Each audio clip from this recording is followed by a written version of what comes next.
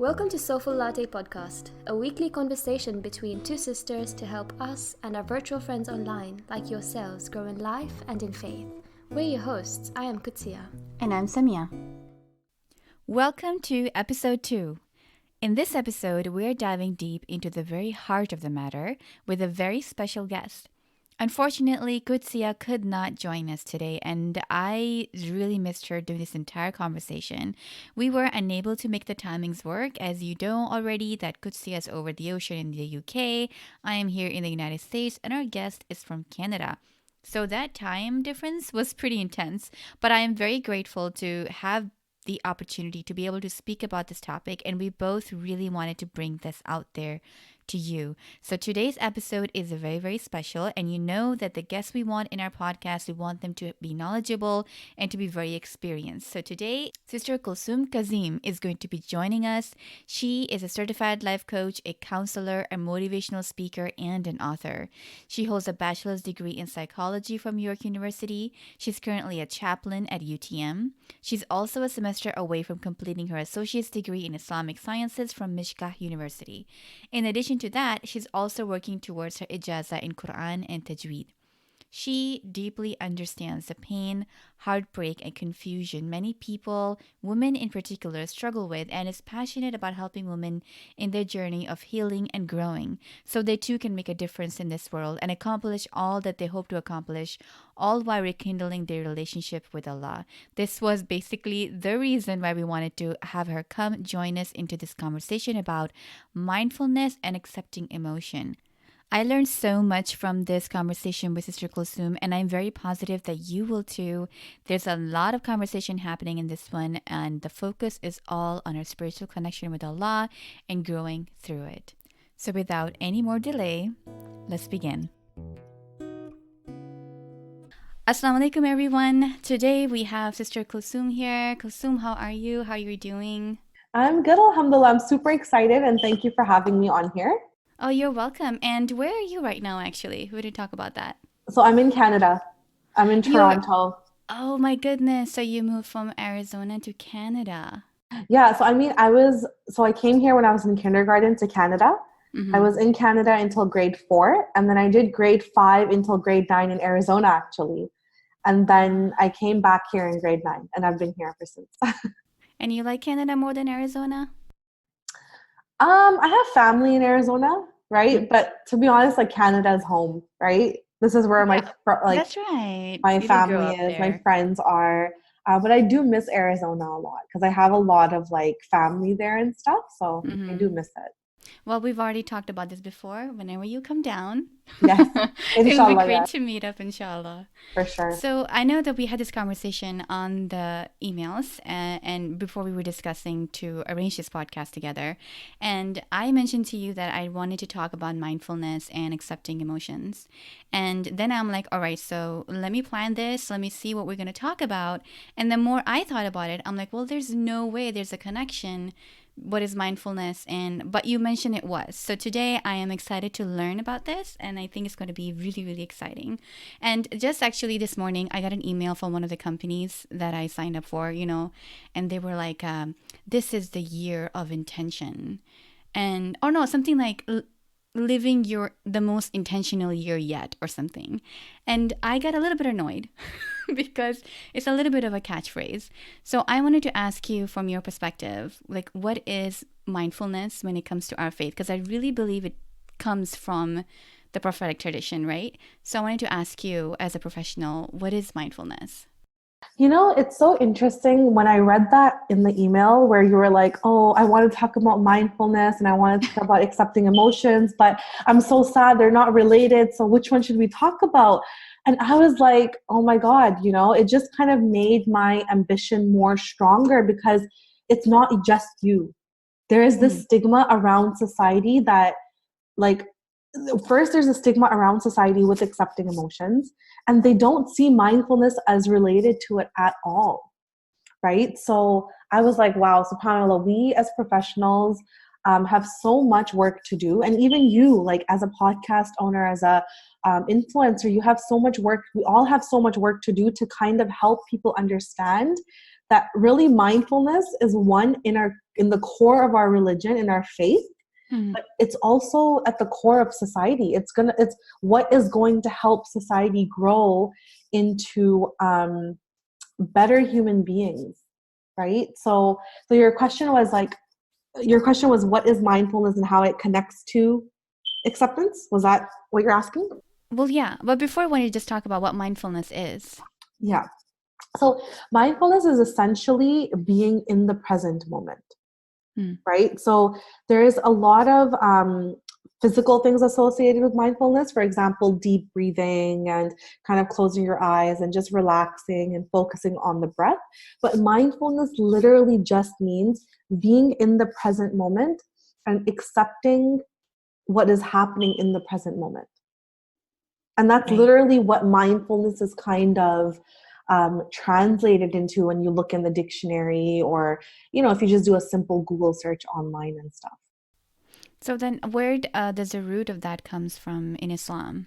Yeah, so that's very interesting. So a couple of things that come to my mind when I think of Islam and mindfulness is, one, the Prophet ﷺ, he spent a lot of time in the cave of Hira, right? In Ghar Hira, where he was just reflecting, right? He was reflecting on life. He was reflecting on how he can help society. And that was his mindfulness. Yeah, the word mindfulness is like an English term, but in Arabic, it's maraghba, which is, again, also to kind of be in the present moment and connect with Allah and reflect on your purpose of life and, what you're kind of here to do.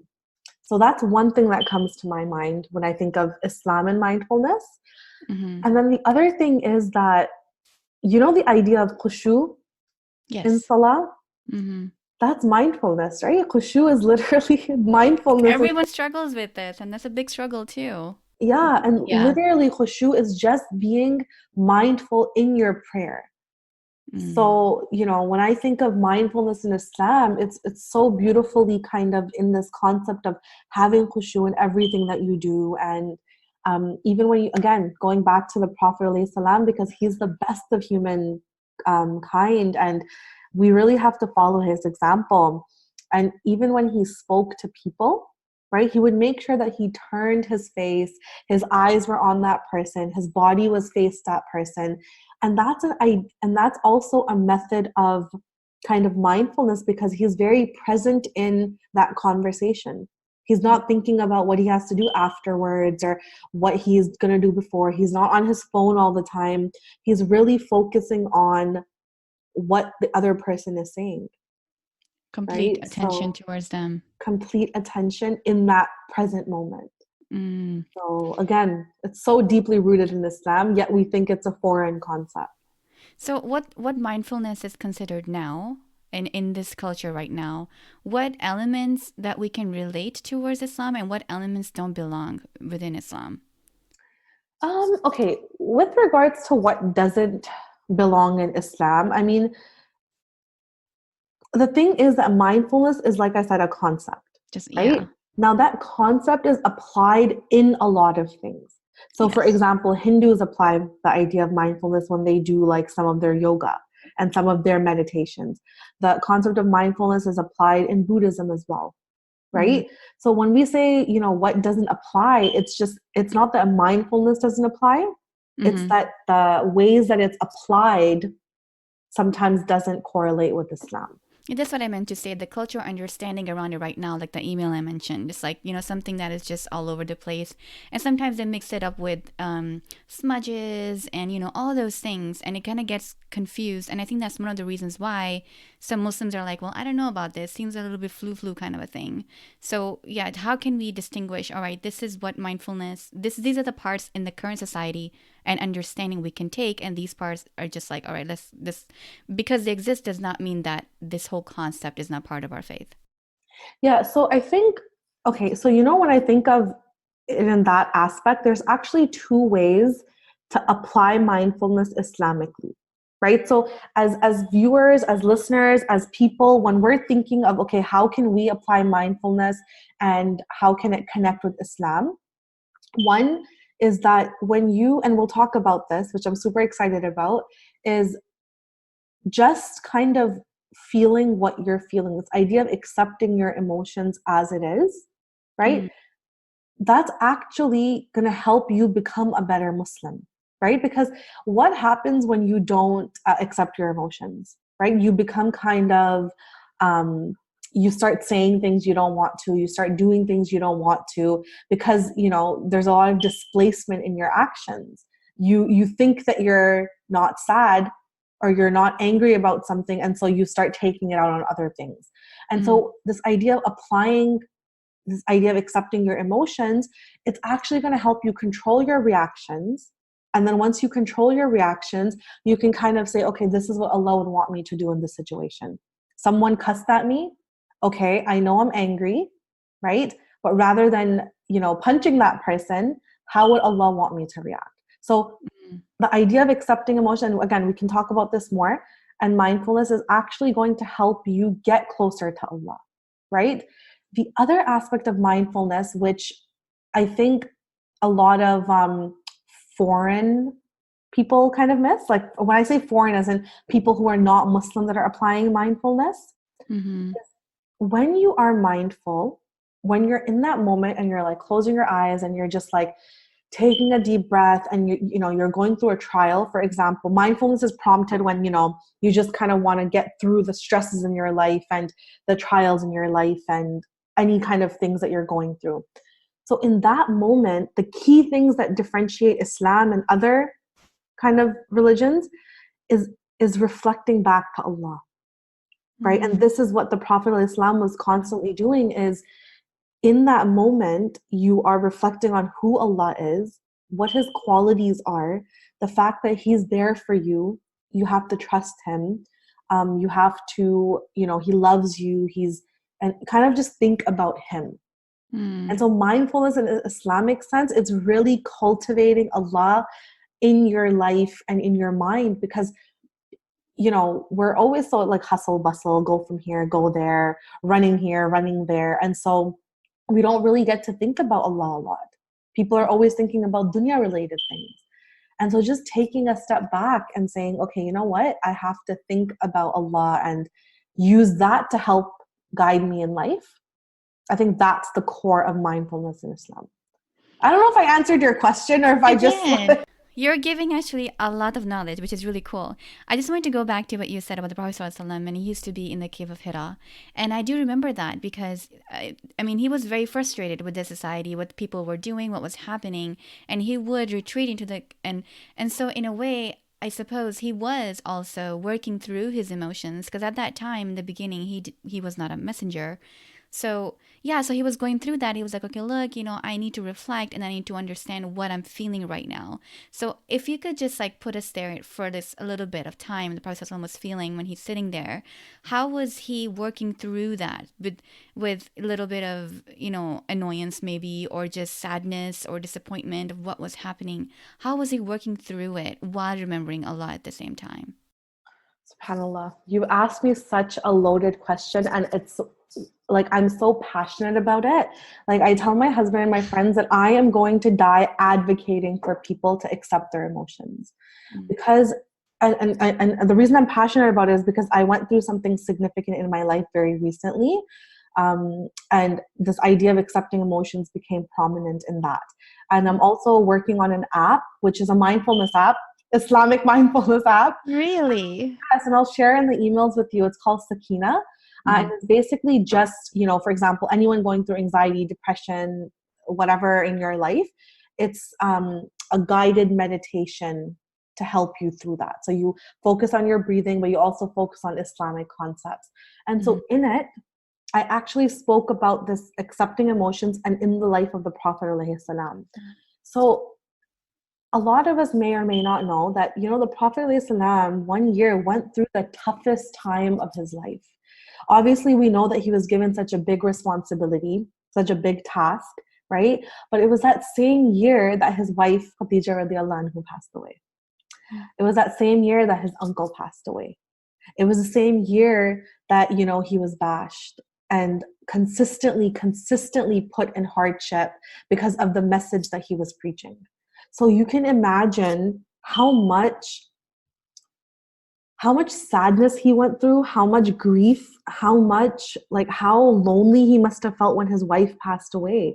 How lonely must he have felt when his like close companions were dying because of, just the fact they're preaching Islam.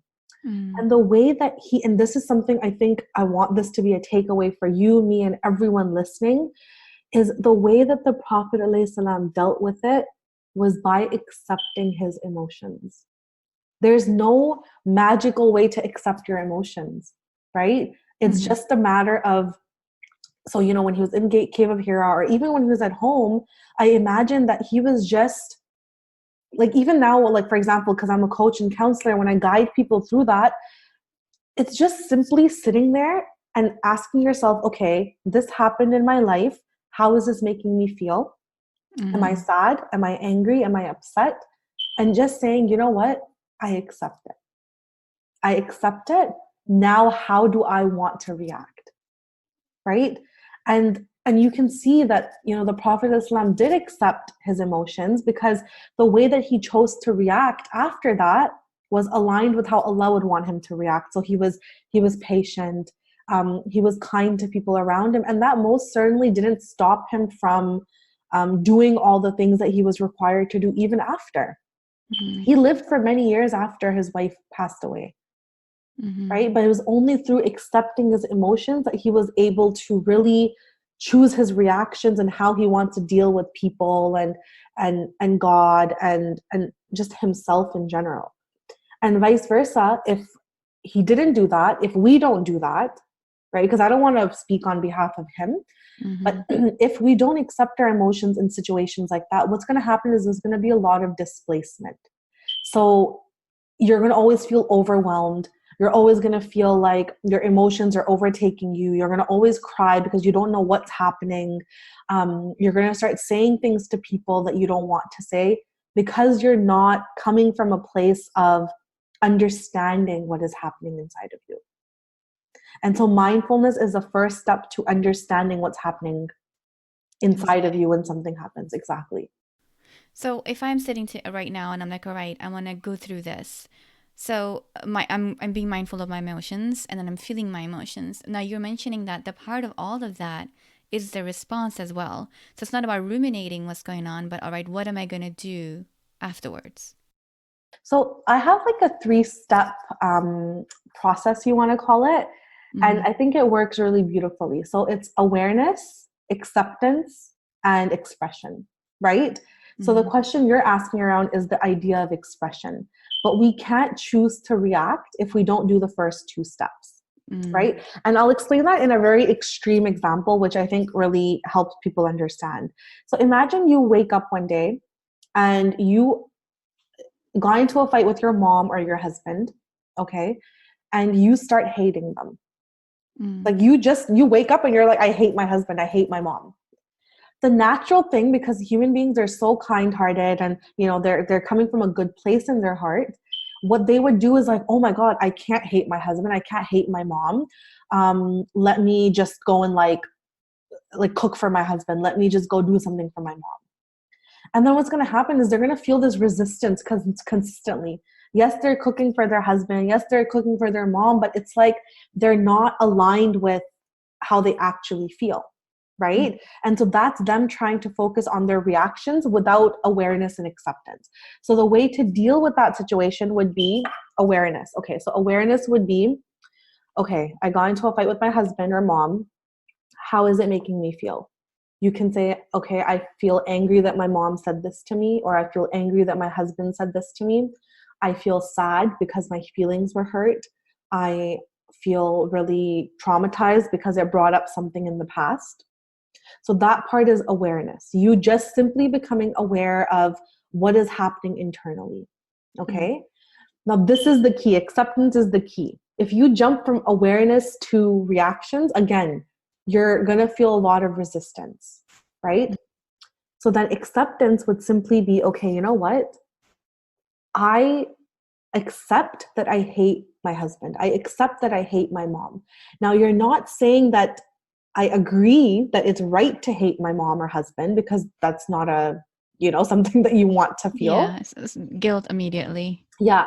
But what you're saying is that this is how I feel. This is a natural feeling. It's a natural feeling that if someone says something to you and that develops hate, to just say, you know what, this is how I feel.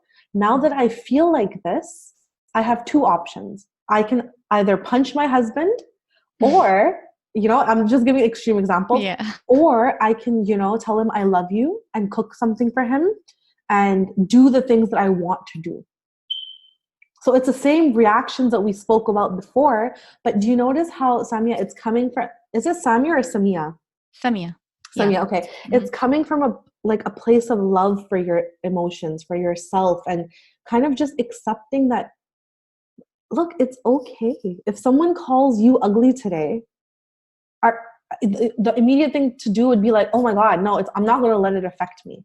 Mm-hmm. Right? Because you want to be like strong and stuff. But if it's affecting you and that's what it is, then that's what it is. So be it. Once you accept that, you're actually in a better place to now choose how you want to react. So either you can turn around to that person and tell them you're ugly as well, or say, you know what? It's fine. No worries. Smile and walk away. Mm. But it's a more empowering kind of situation. And the reason I say that as Muslims, we need to cultivate this is because we're living in such hard times. We need to get closer to Allah. The end of times, we don't know when we're going to die. We're living in the end of times. So let's try to really focus on the things that matter. Right? Because when you don't focus on this, then you're going to be all over the place. And rather than being able to focus on your salah or learning about the deen or doing something for the ummah, you're so occupied with fighting your emotions all the time. Mm. So it's actually counterproductive to what we as Muslims should be doing or have to do. I don't know if that makes sense. It does, actually. No, I was actually going back because I think I'm not fully understanding what you mean by resistance. That if you're not accepting your emotion and you're just expressing them, you said that we can experience resistance. What does that mean? Okay, I'm going to try to see how to explain this because it's something that you just have to experience. Mm-hmm. It's not a concept that you can just explain enough for you to feel. Mm-hmm. It's once you feel it, that's why with my clients, I always take them into the exercises right away. Mm-hmm. Because until they don't feel it, it's just going to be a concept like I just mentioned, and they're going to be like, okay, but I don't really understand how I can apply it, right? I want you to think of, okay, let's take that same example. Mm-hmm. You end up, you hate your husband, okay, because he hurt your feelings and whatnot. If you go from a place of brushing off your emotions, and you're standing in the kitchen cooking for him. Mm-hmm. Your mind is telling you to cook for him, but your heart is consistently like, oh, but I hate him. Oh, but I hate him. Mm-hmm. So then, it manifests in your reactions. You know what I mean? When he comes, even though your mind is saying, look, I love you, your heart is like, you know what? Don't want to see your face right now. Yeah. And it comes up. It comes up in the way that we're going to react to him, the way that we're going to show up to him. And so does that make sense? The resistance, do you see where the resistance is coming from? Yes. And I think I understand. And I think I was having difficulty understanding it because it's such a strong part of my childhood and growing up is, doesn't matter if you're angry right now, doesn't matter this, you just do what you have to do to keep going.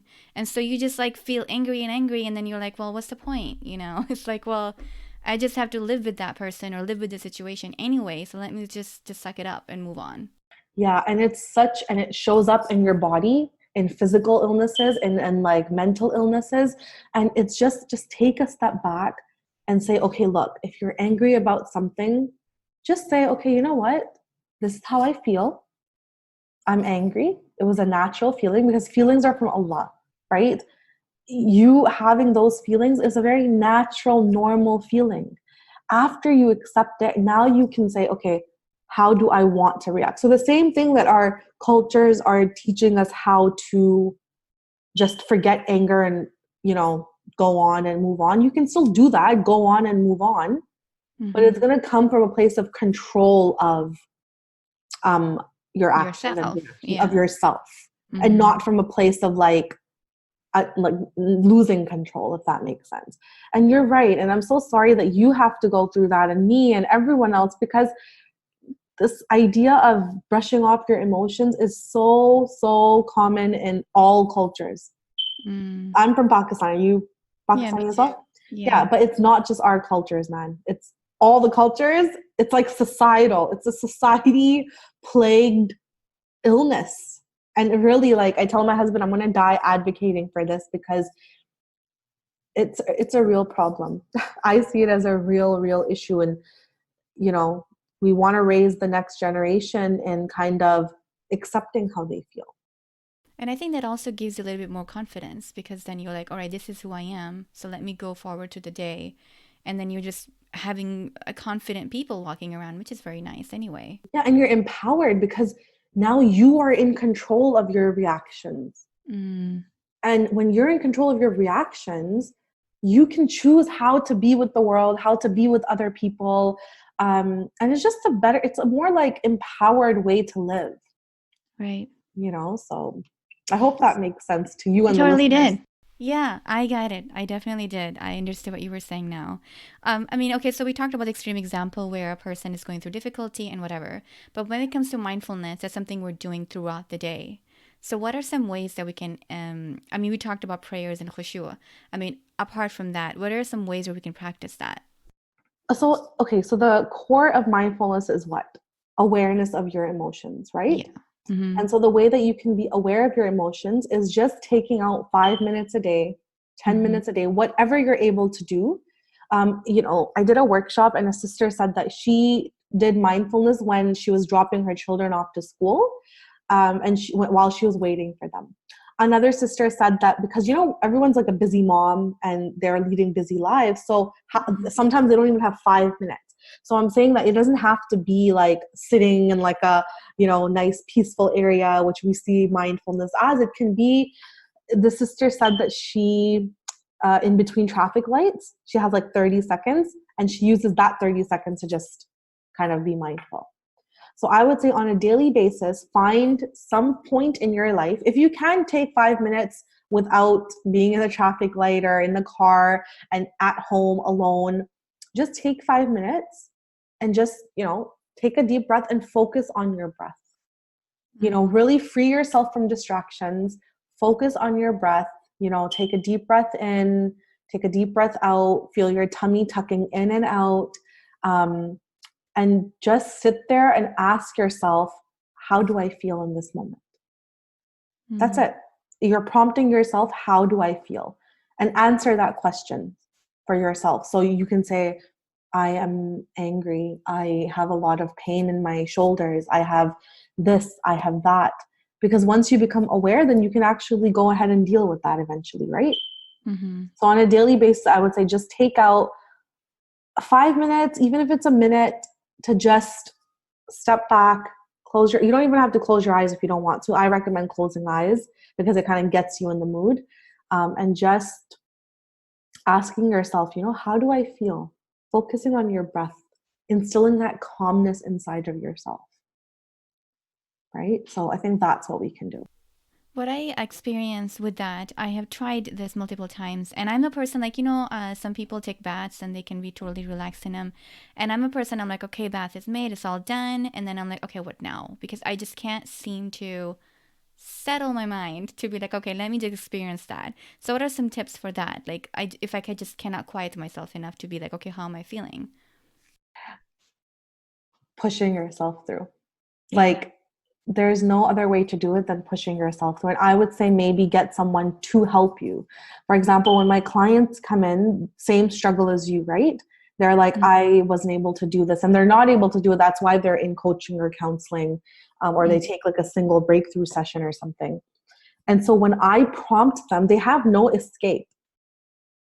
Because the reason that we are so afraid of being aware of how we feel is because we know that if we become aware, things are going to start surfacing and emotions are going to start surfacing, and it gets really uncomfortable. Mindfulness, it can get uncomfortable. And so to avoid that discomfort, we just run away from it. Yeah. So when you're in a session, you have no escape. What are you going to do? Shut off the laptop and say, I'm sorry, I can't do this? When you're with yourself, you can make excuses for yourself. When you're with someone, you can't. So either, what I would recommend for you and other people is get someone to prompt you through it, or push yourself through it and deal with the discomfort that comes from that, right? So if you're experiencing that, would you say then that there might be something that you have not processed? That's why you're not able to sit down quietly? That's basically what that means? I mean, say I can't speak on people's behalf, right? I can only speak on experience. I would say either one, it's just not a habit, because they just don't know how. They've never learned, right? But also I think a big chunk of it is because they have things that they need to process, which they can't process. And so they're running away from that discomfort that they might experience. And so, okay, so we're talking about taking time during the day. Is there any time which is better than others to do this, or it really just depends on your life? Yeah, I can't dictate when people do it. So I would say whenever you do it is fine, as long as, again, there's conditions. So there's no distractions around you, and you're not thinking about what you have to do after and before per se. You have that time for yourself, right? But me personally, I like to do it. Well, the thing with me is I don't do it anymore because it's become secondhand nature for me. You know what I mean? I don't need to take time out to do mindfulness or be mindful, because over the years I've practiced it so much that I've just become so immune to it. So now when something happens, it's the first thing that I do is just take a deep breath, relax, and think about what I'm going through. Yeah. But I like morning times, after Fajr, or at nighttime when I know it's just me and Allah, right before my prayer, right after my prayer. Because for me, I know that when I'm mindful, things are going to surface. And if things are going to surface, I need to talk to Allah. So I want to be in a place where I can, not that you need a place to connect with Allah, but I would just want to have mental that space. Yeah, to be able to connect with Allah at that time. And then the times that you mentioned, for example, after Fajr is a barakah time anyway. So I imagine that if you were to do with it, you would probably benefit a lot more than otherwise. Yeah, and it's just even when you look outside, anywhere in the world, mornings are just so fresh. Yes, it's I not agree. sunny. It's not sunny. It's even if you're living in a cold place like Canada or a hot place like Arizona, mornings are all the same. They're nice and calm, and not a lot of people outside. Even nighttime, I feel like nighttime is the best because the world is sleeping, everyone around you is sleeping, and it's just you and yourself. It's kind of creepy, but it's just nice. I love what you said, though, that, the emotions or whatever is going to surface, and you need basically someone on your side, and Allah is there with you, and you can talk to Him and walk through that process. I really do like that. So you mentioned a little bit earlier, but in your experience and in your knowledge, how has it impacted you personally? If you said you were doing this for a while. So can you go back a little bit and be okay, this is how I realized that it was so powerful? Yeah. So two things, right? One, I'll tell you how I realized that this is something I need to just cultivate. And second, I can tell you where in my life or what experiences I applied this and it actually helped me through it, right? So I've always been personality-wise, someone who's sensitive. Okay, sensitive, I'm an empath, right? I'm a big empath. So empathy for me is always the first thing that, I do, or the first emotion. And obviously I was like that since childhood. But growing up, I always had people telling me, my family, my parents, that, don't be too sensitive and don't be too thoughtful. You have to be smart. And people made me feel like I was stupid for being sensitive and thoughtful and thinking about people. And in high school, Samia, I really did like hate myself because I was like, oh my God, there's something wrong with me.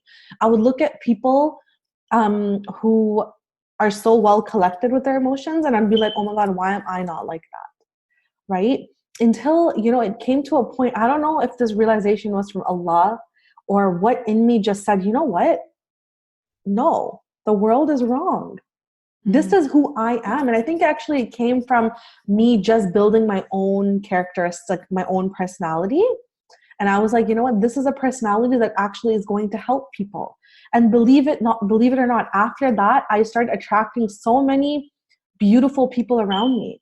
So now it's like, because I'm so in tune with my emotions and I'm able to surface them, it helps me deal better with conflicts, like conflicts that I have with my spouse, if I do, with my parents, if I have to have them, with any friends, with any people in society. I'm just better. And, you know, because of that, I have people around me who are so loving and they understand how I am. And it's what makes me have better, loving, fruitful relationships. So, you know, that's the kind of journey I had to take to say, you know what? No, people are really wrong for making me feel bad. And I know there's a lot of other people out there like me who still feel bad because society is making them feel bad. Right? And I think this became more stronger in my mind every time I went through any experience, right? So last year and this year, so this is actually the first time I'm speaking about it so publicly. I mean, I've posted about it and stuff like that, but it's fine. So in November, just like 2 months ago, I actually had, I lost my baby. Right. So obviously going through something like that, yeah, it's like so much grief, so much like, not anger, but like anger towards the doctor of, you know, and so much grief and so much sadness and so much like, there's so many like array of emotions. And I think the only thing that is helping me, Samia, and I'm saying this to the world, is just accepting each emotion for what it is so I can just heal. So for example, like there will be days where I cry for hours, but then a minute later I'm happy. So when I'm sad, I cry. When I'm happy, I'm happy. I really don't try to brush any emotion off because it's going to take a long time and I still cry, right? Like sometimes I still cry. Like even yesterday I was crying, but then today, like right now, I'm happy. So I think when I think of me going through this experience and then me being able to come 2 months later and talk about it with no tears in my eyes at the moment, right? And just go on with life. Like I've been working on my business. I've been going back to like working out and all this stuff. I'm like, you know what? And people have been telling me, they're like, wow, you're so strong. You're so strong. And I didn't see it until enough people told me where I had to take a step back and say, maybe I am coming off as strong. And the reason that I'm coming off as strong is because I was dealing with my emotions, accepting them, and then choosing how I want to react out to the world. Right. So I wanted to share that experience because it's like I practically applied it to my own life. And then, you know, kind of dealt with those things. Kind of what you mentioned about the empowerment thing, that's what you're coming from. You're like, all right, I got this. You know, I can control myself right now. Yeah, because exactly. If I was to brush off my tears, I would be miserable all the time. I would just cry all the time. And like, it's counterproductive, right? Like I have, you know, I'm a coach, I'm a counselor, I have to talk to clients, I have to do speaking engagements. And, you know, right after that happened, 2 weeks later, I had to speak somewhere. Oh. It was the hardest thing ever. But even then, right, I was like, I went on like the platform where I had to speak. There was like a bunch of people there and I cried in front of them. I was like, you know, and because I was talking about acceptance, I was talking about how to deal with stress. And I was like, you know what, if I sit here and I speak about stress without telling them how I'm feeling at the moment, it's gonna be hypocrisy, right? So I was like, look, I'm gonna be very honest. I thought I was ready for this talk. I feel very emotional. This is what happened. I cried it out. And within 5 minutes, I picked up myself and I was like, okay, now I'm better. Thank you so much for allowing me to cry. And then I went on with the talk, and it was like an hour long workshop. Wow. I know. And I think about it and I was like, oh my God, I cried in front of like so many people. But then, I mean, you did the whole hour, mashallah. The whole hour of workshop without crying. And it was so beautiful because people learned through just that experience of why it's so important to accept your emotions. Yeah, I imagine myself to be a bumbling mess. So definitely that's something to cultivate, like you mentioned. And I just want to go back a little bit that you talked about your childhood and how people didn't understand your sensitivity and whatever. So let's say that if we have somebody in our life like that, what are the best ways for us to deal with that person? Prompt them, right? Because one thing that happens, and I've seen it in a lot of girls as well, that is that they go into disbelief about themselves. They think something is wrong with them. Okay. They start having confidence issues because they feel like they're not good enough, right? Because they're too sensitive. And then they start doubting themselves. So I think if you see someone like that, first help them understand that it's okay to feel what they're feeling. Okay. Especially children. I think note, if you have children or if you know someone who has children, note how their personality is and tell them it's okay to accept emotions or whatever you feel it's okay. Tell them that they're good if they express their emotions, right? Like help them regain that confidence. Let them know that the best of people cry, especially boys. Like I feel like this issue is more prevalent amongst boys sometimes because it's like it's not okay for them to cry at all. So I think, with what you asked me, I think just really create a space for them to be able to express themselves. Okay, so you be that person that listens to them. And when they express themselves, acknowledge them, acknowledge how they feel. Be like, oh, wow, you're so amazing for feeling what you're feeling. So I think, we all just need to be compassionate and accepting to each other. Right. There's been a few videos surfacing online about that where parents are just like asking their kids, how are you feeling? And if they're like feeling the crying or something, just let them go through that whole process. Like sometimes they're like, hey, don't cry. Like we hear that too. But then those videos have been really like, I don't know, positive because you just see the whole kid is like, oh, frustrated and angry and just go through that. And you're like, okay, look, he just went through something and now he's okay. Yeah. I was having a conversation with a friend and she was saying she has children and she was telling me how she kind of deals with their emotions. And I was like, wow, right? Like this is gold right here. So she was saying that obviously children get upset about things, right? So what she does is she goes down to their level. And so for example, the daughter's name is Sakeenah. And it's going to be so funny when she listens to this because I'm talking about her daughter. But she was basically saying that when her daughter feels something, she goes down and she says, so, okay, if her daughter is feeling angry, she would go down to her level and say, you're angry, right? You're sad. I notice that you're sad. I notice that you're angry. So see, you're like labeling their emotion for them. And then the daughter will be like, yeah, mama, I am sad. I am angry. And then you just kind of let them process that. And then it's like you get back up and then they're like, okay, I'm fine now. Like, do you go on to play and do whatever you want? And it just took 2 minutes for you to acknowledge their emotion and just label it, and then they can go on and play and stuff. Wow. Little things like that can make a big difference. Yeah, and it starts so young, right? So imagine now how much work we have to do because we as children have been now told when we were young at that age, like 4 years old, why do you keep crying? Why are you always crying? Don't be so sensitive. You're not supposed to be angry. It's haram. Like all these things. So it's no surprise to me that people like you and me and other people we go so hard on ourselves when we feel some things, right? So, I feel like I'm waging a war against the world because I'm really trying to clean out this mess that society has created. But inshallah, I'm not in it alone. Now that you and the listeners have understood this concept, inshallah, we can all start applying it in our lives. And then, it'll continue. That ripple effect will continue, inshallah. Inshallah. And I want to thank you for sharing your personal story on this platform too. It really brought to, and I really appreciate you doing that.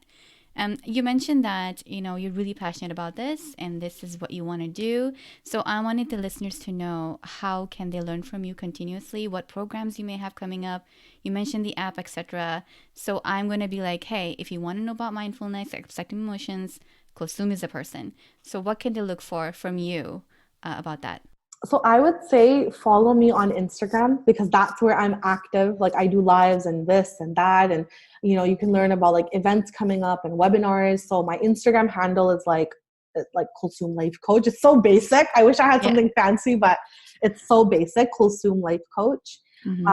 There's that. And I would say, the app is a great way to start as well. Like, I wrote the content. It's someone else's voice, but I was the one that wrote the content in it. Most of the content anyways. And the third thing is, try booking a breakthrough session, like just to see how it is. Book a breakthrough session, invest in yourself, right? Because really, like, the stuff that you take away from that one session is going to be with you for the rest of your life. And just allow yourself to experience what I'm talking about right now.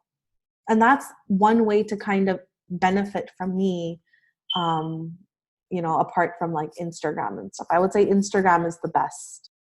Right, to get the little tidbits of knowledge and what you're up to and stuff like that. Yeah, exactly. Yeah.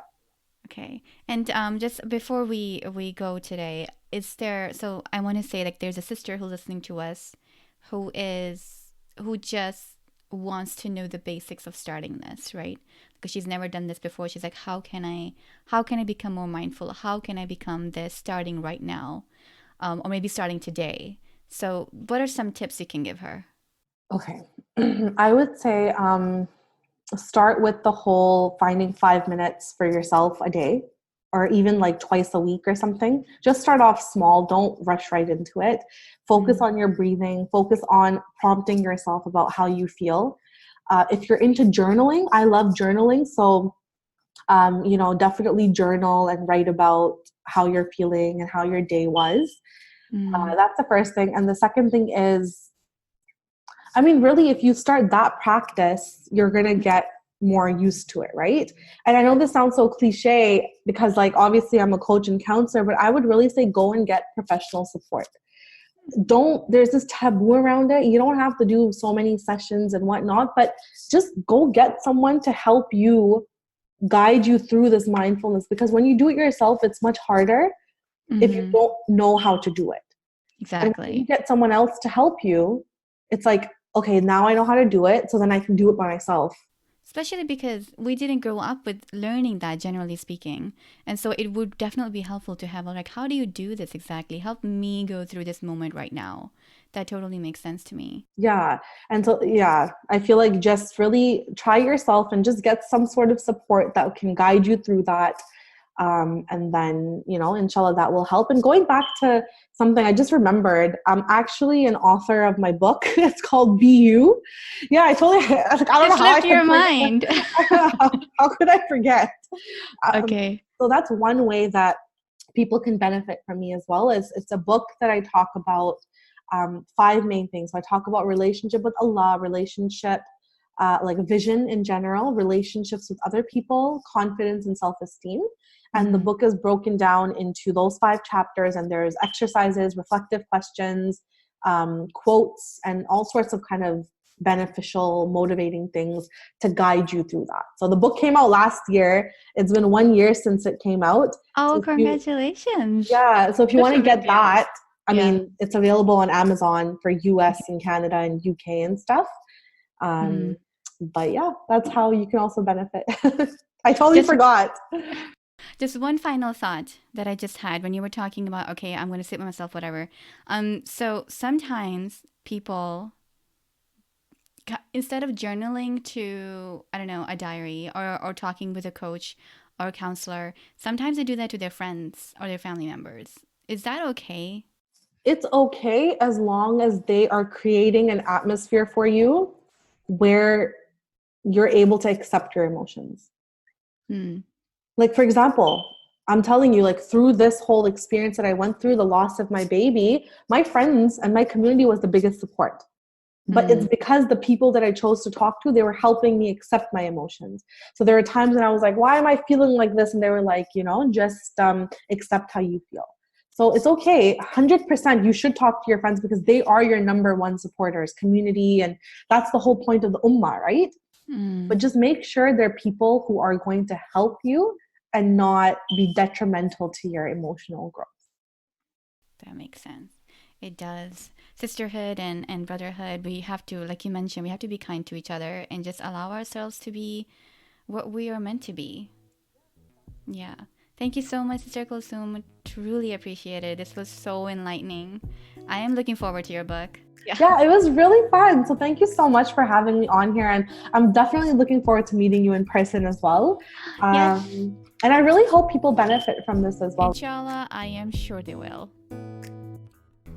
If there's something that you've benefited from today, we'll be so grateful if you'd share it with someone you know. It would help us out a lot if you'd review it on your favorite app and also subscribe to the podcast. You can contact us at Soulful Latte Podcast on Instagram and write to us at soulfullattepodcast@gmail.com. We'd love to hear from you. Until next time, keep growing.